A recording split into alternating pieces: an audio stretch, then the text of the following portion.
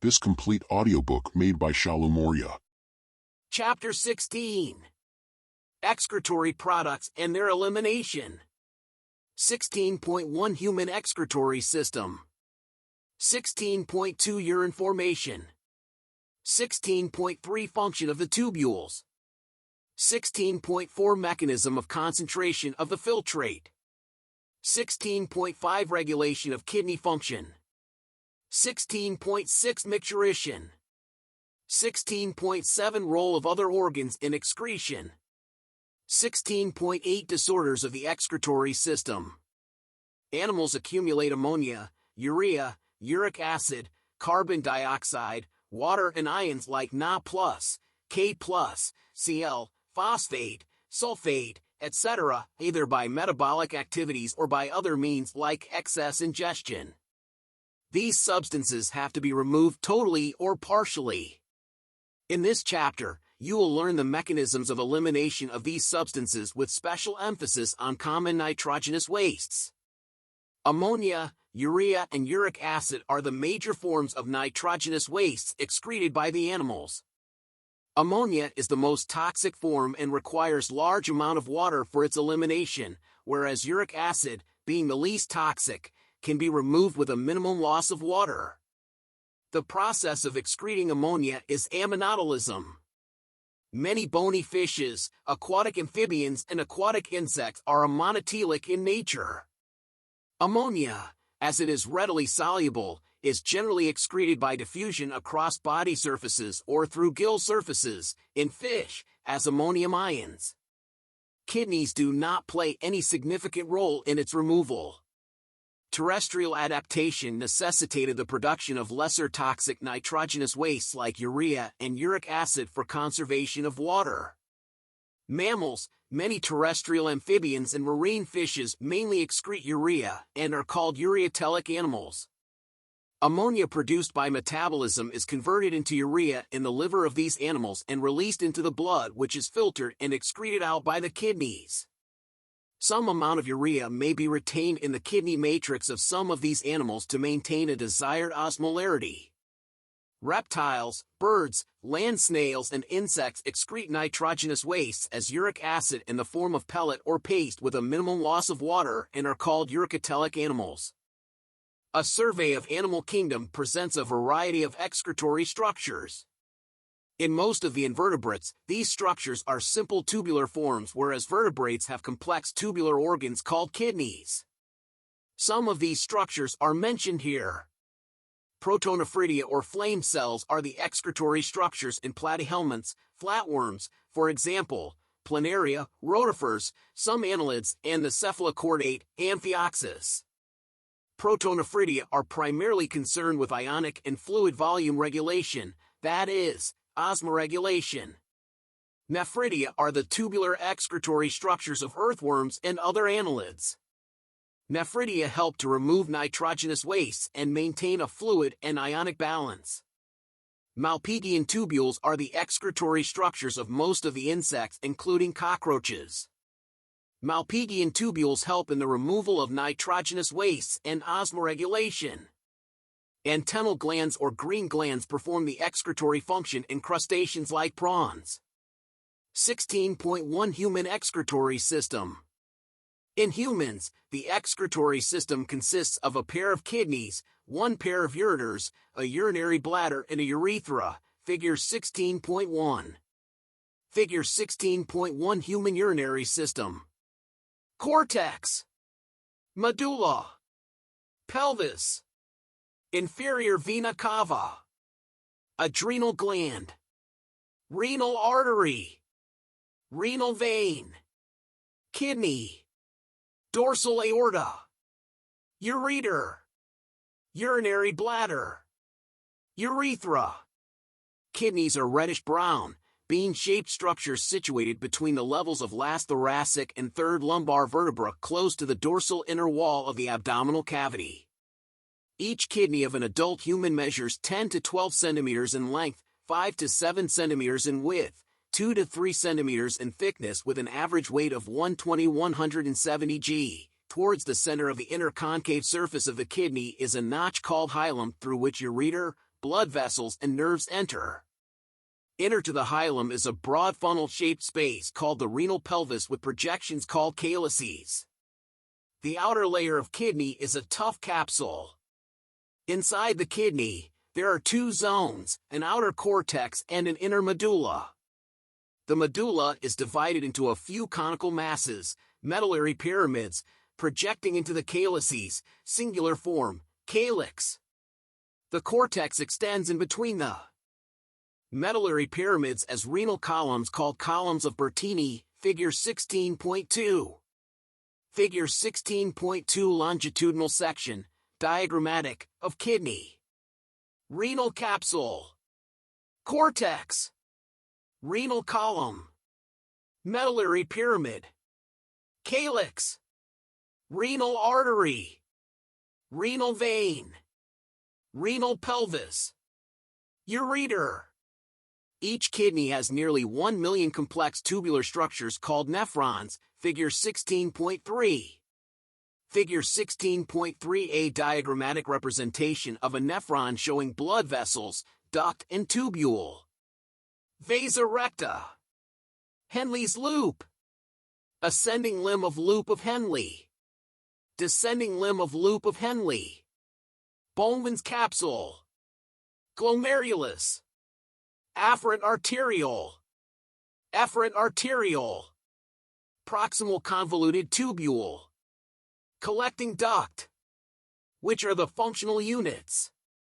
Each nephron has two parts, the glomerulus and the renal tubule. Glomerulus is a tuft of capillaries formed by the afferent arteriole, a fine branch of renal artery. Blood from the glomerulus is carried away by an efferent arteriole. The renal tubule begins with a double-walled cup-like structure called Bowman's capsule, which encloses the glomerulus. Glomerulus along with Bowman's capsule is called the Malpighian body or renal corpuscle, figure 16.4. The tubule continues further to form a highly coiled network, proximal convoluted tubule, PCT. A hairpin-shaped Henle's loop is the next part of the tubule which has a descending and an ascending limb. The ascending limb continues as another highly coiled tubular region called distal convoluted tubule, DCT. The DCTs of many nephrons open into a straight tube called collecting duct, many of which converge and open into the renal pelvis through medullary pyramids in the calyces. The Malpighian corpuscle, PCT and DCT of the nephron are situated in the cortical region of the kidney, whereas the loop of Henle dips into the medulla. In majority of nephrons, the loop of Henle is too short and extends only very little into the medulla. Such nephrons are called cortical nephrons. In some of the nephrons, the loop of Henle is very long and runs deep into the medulla. These nephrons are called juxtamedullary nephrons. The efferent arteriole emerging from the glomerulus forms a fine capillary network around the renal tubule called the peritubular capillaries. A minute vessel of this network runs parallel to the Henle's loop, forming a U-shaped vasa recta. Vasa recta is absent or highly reduced in cortical nephrons. Figure 16.4 Malpighian body, renal corpuscle. Afferent arteriole. Efferent arteriole. Bowman's capsule. Proximal convoluted tubule. 16.2 Urine formation. Urine formation involves three main processes, namely, glomerular filtration, reabsorption and secretion, that takes place in different parts of the nephron. The first step in urine formation is the filtration of blood, which is carried out by the glomerulus and is called glomerular filtration. On an average, 1,100 to 1,200 milliliters of blood is filtered by the kidneys per minute, which constitute roughly 1/5 of the blood pumped out by each ventricle of the heart in a minute. The glomerular capillary blood pressure causes filtration of blood through three layers, that is, the endothelium of glomerular blood vessels, the epithelium of Bowman's capsule, and a basement membrane between these two layers. The epithelial cells of Bowman's capsule, called podocytes, are arranged in an intricate manner so as to leave some minute spaces called filtration slits or slit pores. blood is filtered so finely through these membranes that almost all the constituents of the plasma except the proteins pass onto the lumen of the Bowman's capsule. Therefore, it is considered as a process of ultrafiltration. The amount of the filtrate formed by the kidneys per minute is called glomerular filtration rate, GFR. GFR in a healthy individual is approximately 125 milliliters per minute, that is, 180 liters per day. The kidneys have built-in mechanisms for the regulation of glomerular filtration rate. One such efficient mechanism is carried out by juxtaglomerular apparatus, JGA. JGA is a special sensitive region formed by cellular modifications in the distal convoluted tubule and the afferent arteriole at the location of their contact. A fall in GFR can activate the JG cells to release renin, which can stimulate the glomerular blood flow and thereby the GFR back to normal. A comparison of the volume of the filtrate formed per day, 180 liters per day, with that of the urine released, 1.5 liters, suggests that nearly 99% of the filtrate has to be reabsorbed by the renal tubules. This process is called reabsorption. The tubular epithelial cells in different segments of nephron perform this either by active or passive mechanisms. For example, substances like glucose, amino acids, Na+, etc., in the filtrate are reabsorbed actively, whereas the nitrogenous wastes are absorbed by passive transport. Reabsorption of water also occurs passively in the initial segments of the nephron, figure 16.5. During urine formation, the tubular cells secrete substances like H+, K+, and ammonia into the filtrate. Tubular secretion is also an important step in urine formation as it helps in the maintenance of ionic and acid-base balance of body fluids. 16.3 Function of the tubules. Proximal convoluted tubule, PCT is lined by simple cuboidal brush border epithelium, which increases the surface area for reabsorption. Nearly all of the essential nutrients and 70 to 80% of electrolytes and water are reabsorbed by this segment. PCT also helps to maintain the pH and ionic balance of the body fluids by selective secretion of hydrogen ions and ammonia into the filtrate and by absorption of HCO3 from it. Henle's loop, reabsorption is minimum in its ascending limb. However, this region plays a significant role in the maintenance of high osmolarity of medullary interstitial fluid. The descending limb of loop of Henle is permeable to water but almost impermeable to electrolytes. This concentrates the filtrate as it moves down. The ascending limb is impermeable to water but allows transport of electrolytes actively or passively. Therefore, as the concentrated filtrate pass upward, it gets diluted due to the passage of electrolytes to the medullary fluid. Distal convoluted tubule, DCT, conditional reabsorption of Na+ and water takes place in this segment. DCT is also capable of reabsorption of HCO3 and selective secretion of hydrogen and potassium ions and NH3 to maintain the pH and sodium-potassium balance in blood. Figure 16.5 Reabsorption and secretion of major substances at different parts of the nephron, arrows indicate direction of movement of materials. Collecting duct, this long duct extends from the cortex of the kidney to the inner parts of the medulla. Large amounts of water could be reabsorbed from this region to produce a concentrated urine. This segment allows passage of small amounts of urea into the medullary interstitium to keep up the osmolarity. It also plays a role in the maintenance of pH and ionic balance of blood by the selective secretion of H+ and K+ ions, figure 16.5. 16.4 Mechanism of concentration of the filtrate. Mammals have the ability to produce a concentrated urine. The Henle's loop and vasa recta play a significant role in this. The flow of filtrate in the two limbs of Henle's loop is in opposite directions and thus forms a countercurrent. The flow of blood through the two limbs of vasa recta is also in a countercurrent pattern. The proximity between the Henle's loop and vasa recta, as well as the countercurrent in them, help in maintaining and increasing osmolarity towards the inner medullary interstitium, that is, from 300 mosmol L1 in the cortex to about 1,200 mosmol L1 in the inner medulla. This gradient is mainly caused by NaCl and urea.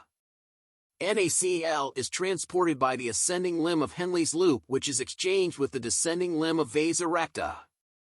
NaCl is returned to the interstitium by the ascending portion of vas erecta. Similarly, small amounts of urea enter the thin segment of the ascending limb of Henle's loop, which is transported back to the interstitium by the collecting tubule. The above-described transport of substances facilitated by the special arrangement of Henle's loop and vas erecta is called the countercurrent mechanism, figure 16.6. This mechanism helps to maintain a concentration gradient. Figure 16.6 diagrammatic representation of a nephron and vas erecta showing countercurrent mechanisms. In the medullary interstitium, presence of such interstitial gradient helps in an easy passage of water from the collecting tubule, thereby concentrating the filtrate, urine. Human kidneys can produce urine nearly 4 times concentrated than the initial filtrate formed. 16.5 Regulation of kidney function. The functioning of the kidneys is efficiently monitored and regulated by hormonal feedback mechanisms involving the hypothalamus, JGA, and to a certain extent, the heart. Osmoreceptors in the body are activated by changes in blood volume, body fluid volume, and ionic concentration. An excessive loss of fluid from the body can activate these receptors, which stimulate the hypothalamus to release antidiuretic hormone, ADH, or vasopressin from the neurohypophysis. ADH facilitates water reabsorption from latter parts of the tubule, thereby preventing diuresis. An increase in body fluid volume can switch off the osmoreceptors and suppress the ADH release to complete the feedback. ADH can also affect the kidney function by its constrictory effects on blood vessels. This causes an increase in blood pressure. An increase in blood pressure can increase the glomerular blood flow and thereby the GFR. The JGA plays a complex regulatory role. A fall in glomerular blood flow / glomerular blood pressure / GFR can activate the JG cells to release renin, which converts angiotensinogen in blood to angiotensin I and further to angiotensin II. Angiotensin II, being a powerful vasoconstrictor, increases the glomerular blood pressure and thereby GFR. Angiotensin II also activates the adrenal cortex to release aldosterone. Aldosterone causes reabsorption of sodium ion and water from the distal parts of the tubule. This also leads to an increase in blood pressure and GFR. This complex mechanism is generally known as the renin-angiotensin mechanism. An increase in blood flow to the atria of the heart can cause the release of atrial natriuretic factor, ANF.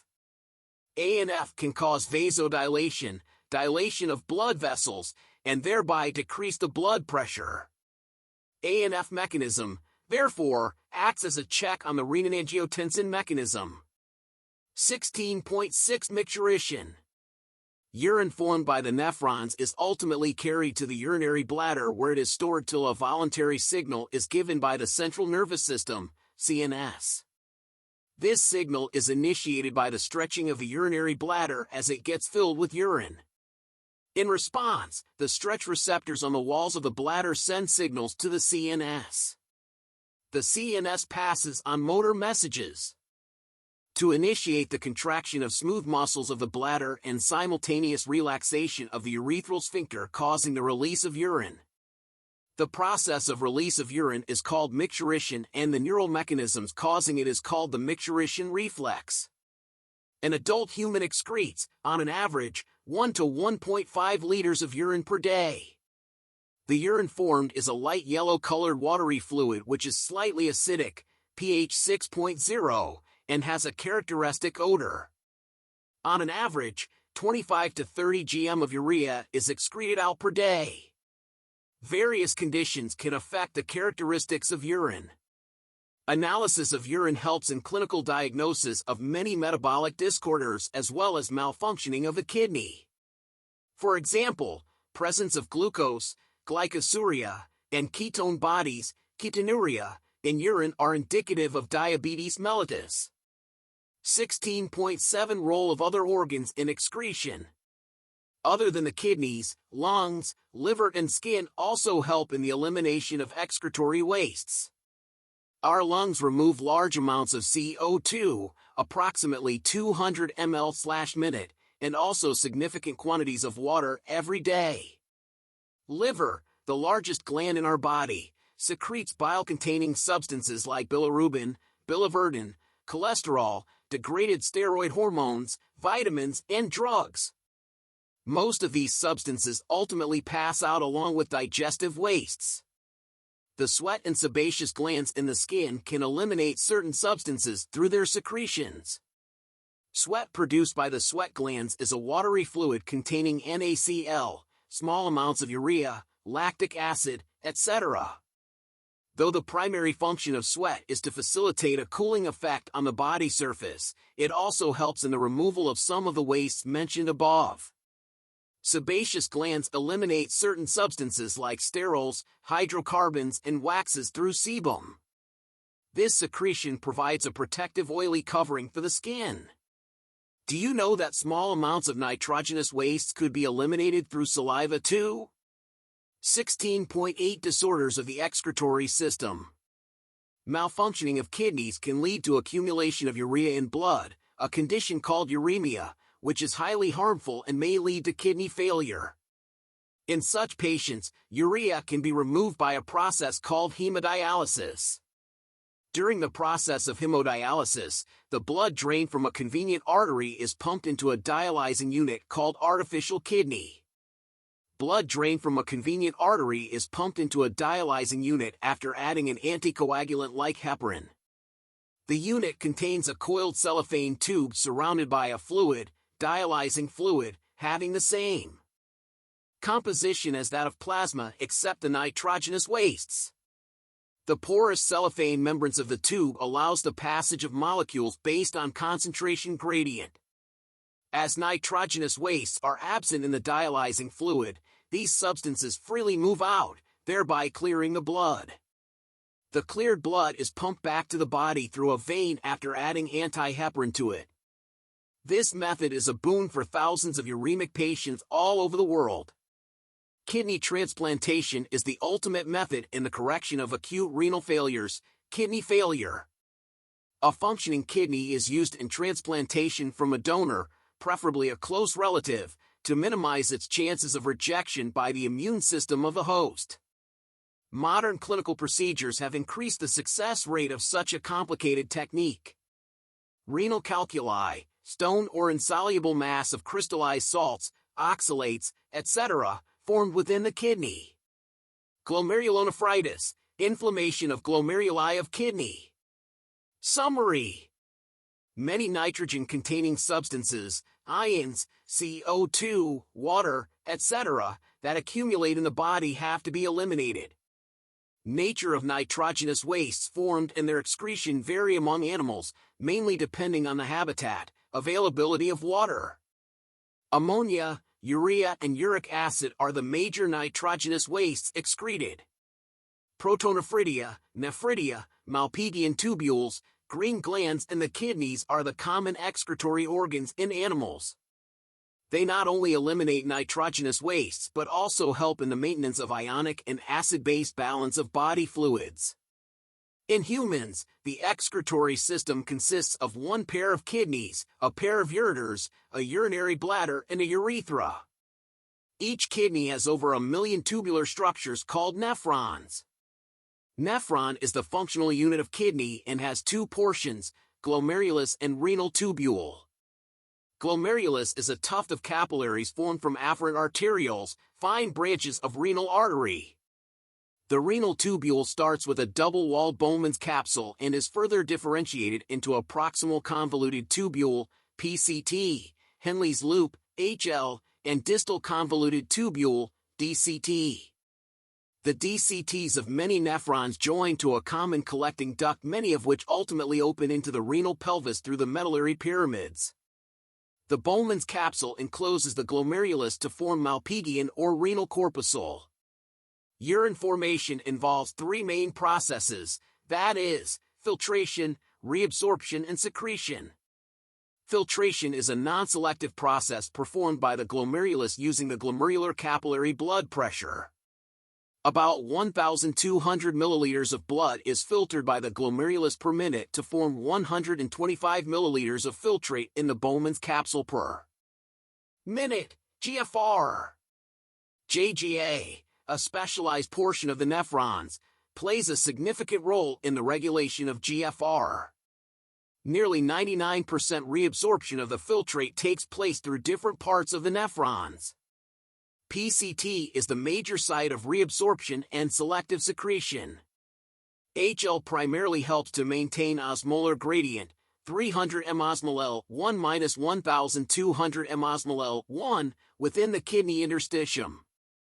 DCT and collecting duct allow extensive reabsorption of water and certain electrolytes, which help in osmoregulation. Hydrogen ion, potassium ion and NH3 could be secreted into the filtrate by the tubules to maintain the ionic balance and pH of body fluids. A countercurrent mechanism operates between the two limbs of the loop of Henle and those of vasa recta, capillary parallel to Henle's loop. The filtrate gets concentrated as it moves down the descending limb but is diluted by the ascending limb. Electrolytes and urea are retained in the interstitium by this arrangement. DCT and collecting duct concentrate the filtrate about 4 times, that is, from 300 mosmol 1 to 1200 mosmol 1, an excellent mechanism of conservation of water. Urine is stored in the urinary bladder till a voluntary signal from CNS carries out its release through urethra, that is, micturition. Skin, lungs and liver also assist in excretion. Exercises. 1. Define glomerular filtration rate, GFR. 2. Explain the autoregulatory mechanism of GFR. 3. Indicate whether the following statements are true or false. A. Micturition is carried out by a reflex. B. ADH helps in water elimination, making the urine hypotonic. C. Protein-free fluid is filtered from blood plasma into the Bowman's capsule. D. Henle's loop plays an important role in concentrating the urine. E. Glucose is actively reabsorbed in the proximal convoluted tubule. 4. Give a brief account of the countercurrent mechanism. 5. Describe the role of liver, lungs, and skin in excretion. 6. Explain micturition. 7. Match the items of column I with those of column 2. 8. What is meant by the term osmoregulation? 9. Terrestrial animals are generally either ureatelic or uricotelic, not amonotelic. Why? 10. What is the significance of juxtaglomerular apparatus, JGA, in kidney function? 11. Name the following. A. A chordate animal having flame cells as excretory structures. B. Cortical portions projecting between the medullary pyramids in the human kidney. C. A loop of capillary running parallel to the Henle's loop. 12. Fill in the gaps. A. Ascending limb of Henle's loop is _______ to water, whereas the descending limb is ______ to it. B. Reabsorption of water from distal parts of the tubules is facilitated by hormone.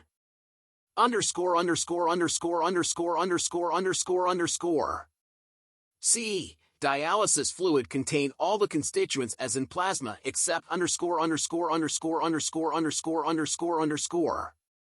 D. A healthy adult human excretes, on an average, _______________gm of urea/day.